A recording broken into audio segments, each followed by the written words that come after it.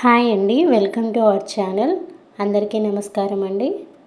వినాయక చవితి రోజున వినాయకుడిని ఏ విధంగా పూజించాలి, ఎటువంటి నైవేద్యాలు సమర్పించాలి, ఏ మంత్రాలను చదివితే వినాయకుడి అనుగ్రహం మనకి సంవత్సరం మొత్తం కలుగుతుంది అనే విషయాన్ని మీకు ఈ వీడియోలో నేను తెలియజేస్తానండి. మీకు కనుక ఈ వీడియో నచ్చినట్లయితే లైక్ చేయడం మర్చిపోకండి. మనకి సంవత్సరం వినాయక చవితి ఆగస్టు 27వ తారీఖున బుధవారం రోజు వచ్చిందండి. బుధవారానికి అధిపతి వచ్చేసి బుధుడండి. బుధుడికి ఆకుపచ్చ రంగు అంటే చాలా ఇష్టం.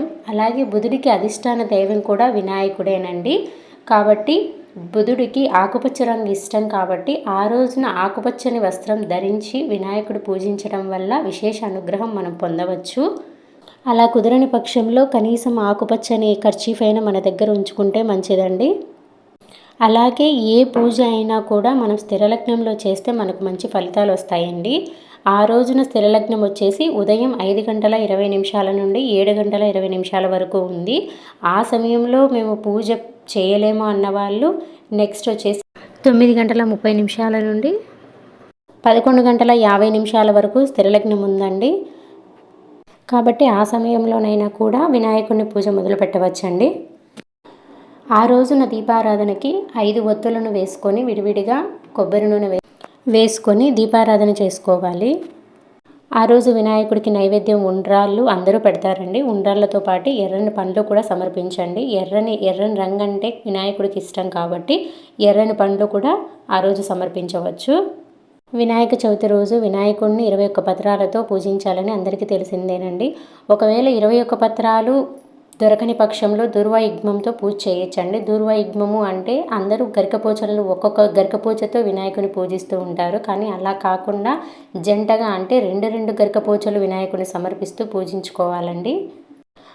వినాయక చవితి రోజు వినాయకుడిని పూజించేటప్పుడు ఎర్రని పుష్పాలతో పూజిస్తే మరింత అనుగ్రహం కలుగుతుందండి. ఎర్రని పుష్పాలు అంటే మందారం పువ్వులు లేదా ఎర్రని గులాబీలతో అష్టోత్తర శతనామాలు చదువుకుంటూ పూజ చేసుకోవచ్చండి.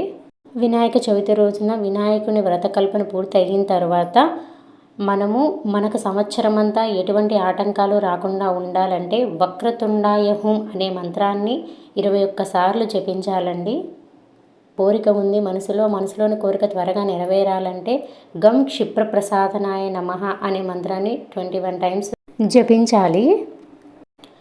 ఇంకా జనాకర్షణ కావాలి, ప్రజాకర్షణ మనకు కలగాలి అని ఎవరైనా కోరుకున్నట్లయితే వారు గాం గీం గూం ఘైం గహ అనే మంత్రాన్ని 21 టైమ్స్ జపించాలండి.